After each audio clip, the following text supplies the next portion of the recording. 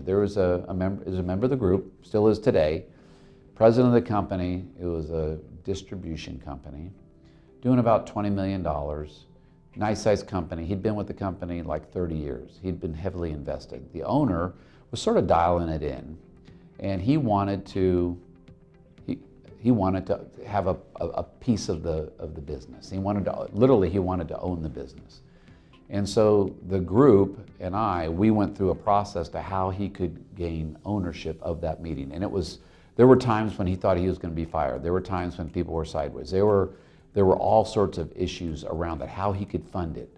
So just all the decisions and conversations that he had to have with the owner,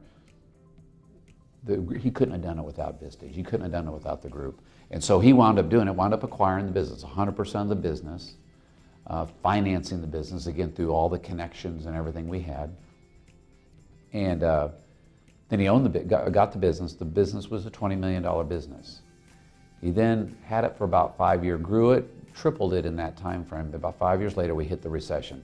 Then almost went through bankruptcy with it. Again, the group helped, got the right bankers involved, got everything sort of fixed up. Today, so, again, another 5 years later, it's a $160 million business. He's achieving everything that he wanted in life. He is the largest donor to muscular dystrophy. I mean, it's just a huge success story. And every step along the way, he was with Vistage. I think he's been a Vistage member for like 15 years. So it's an unbelievable story.